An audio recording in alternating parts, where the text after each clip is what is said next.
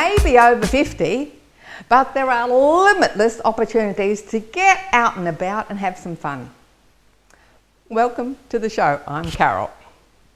To help ensure you have the best quality fun life possible, we include on the show information to help you with your health and well-being. To kick off with, we're taking a look at diabetes, which is not as scary as you might think. Later on, we're going to discover some services in the community to assist those of us who may have English as a second language. And we'll hear some interesting stories from people who have fled their homeland and now call Australia home. Of course, we always have the 5-minute fun fitness. No excuse not to get moving, whether sitting or standing. Now, let's get into it.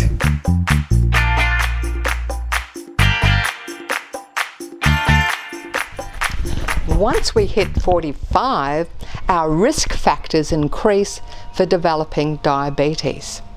Today on Energy for Life, we're going to look at what can we do to help prevent this and what happens once you've been diagnosed.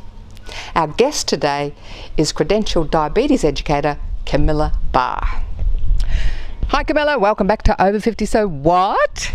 Thank you, Carol. Pleasure to be here. Now, previously we talked to get an overview of how big a problem diabetes is as we get older and how it's one of the new pandemics that we're looking at globally. And we looked at lifestyle factors like exercise and diet and stress, important things for prevention. And we had sort of briefly looked at what happens when you get diagnosed. So today we're going to delve a little bit deeper.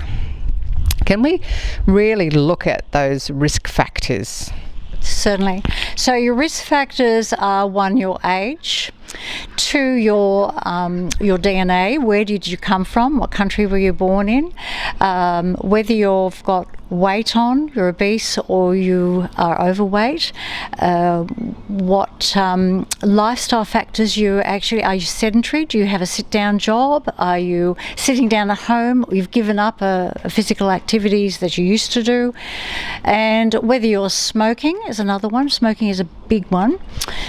So that's diet, exercise, smoking, pretty much on your DNA, in your family history.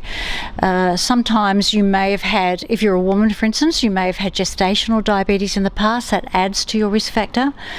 And if you've had any family member that has any type of diabetes, you certainly have a higher risk factor as well.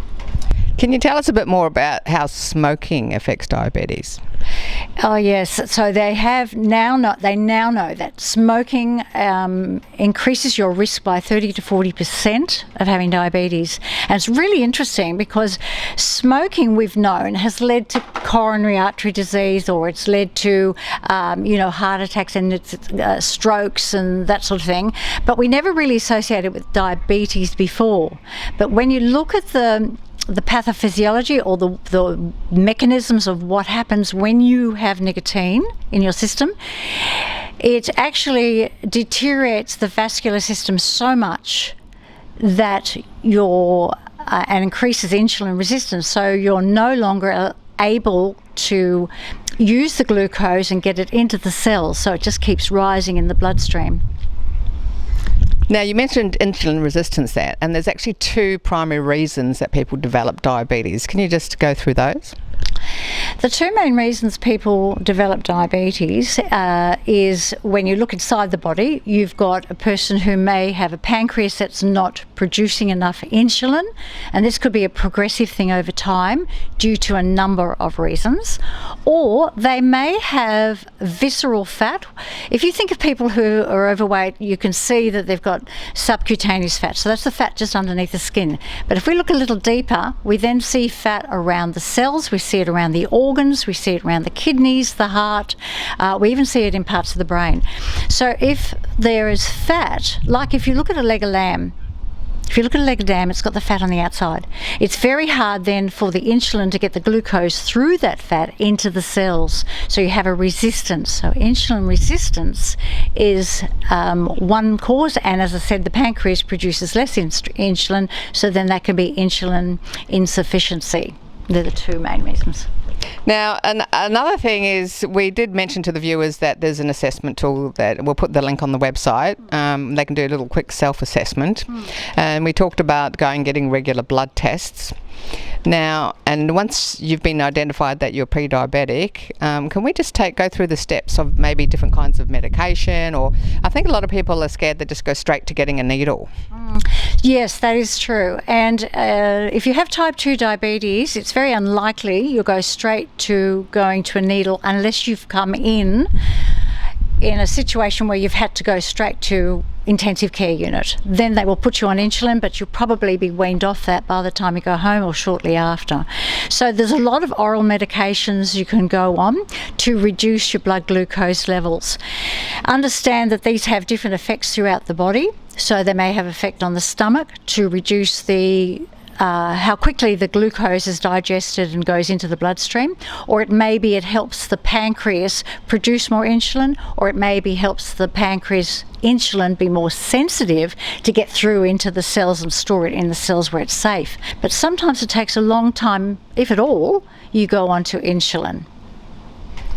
So, well, that's good news for a lot of people, but then a lot of people think, well, you've got to keep pricking yourself with doing blood tests, pricking your thumb, and can you explain that constant self-monitoring and what the options are? Yeah, absolutely. So if you think about the finger pricking, we use a device called a Lancet and a blood glucose meter.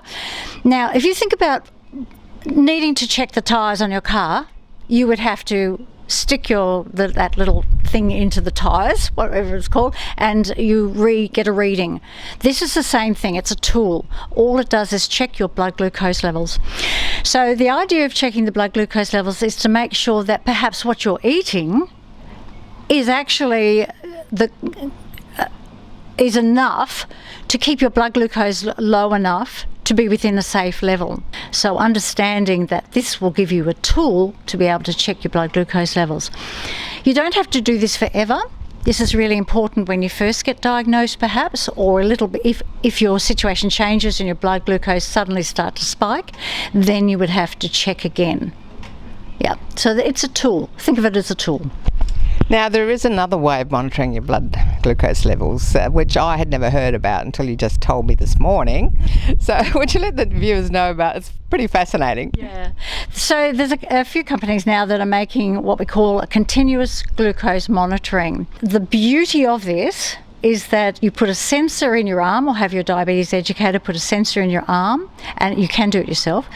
And then you can either use an app on your phone or get a reader from the company, and you're able to just swipe your arm, for instance, like this, and get your reading, and no finger pricking. It's brilliant. A lot of viewers will be jumping up and down hearing that good news, because I'm sure a lot of people are putting off finding out they've got it because they just don't like needles, finger pricking, or having insulin shots. So now they know they can have medication, they can have this other device and just scan so they can monitor it. Now, just to finish off with, people, with lifestyle changes as well, you can actually improve the situation, can't you? Yes, so if you're diagnosed with pre-diabetes, which basically means that your blood glucose levels are above normal but not high enough to be diagnosed with diabetes, you're in a perfect position to be able to make changes and reverse the symptoms, which will then put you into remission of having diabetes. So you can start on your healthy lifestyle by getting more active, and this allows your muscles to absorb more glucose without your pancreas having to work very hard at all. So that's number one. Number two, you think about your diet or see a dietitian or a diabetes educator, and you can find the foods that allow you to keep your blood sugar levels down, so they're slower to digest, slower to go into the bloodstream, and they don't quickly rise. And the third thing that would be really important is if you are a smoker, you find a way of quitting, or you go to your GP or go to the Quit Smoking website and find ways of being able to reduce the cigarettes that you have. Fantastic. Well, the next segment, we'll have a look at some of the complications that can develop from diabetes, because it can become quite serious. We'll have a look at that, and we'll have a look at some of the other things you can do with your diet and lifestyle. So thanks so much for coming on the show again. My pleasure, Carol. Always enjoy your company. Thanks, Camilla.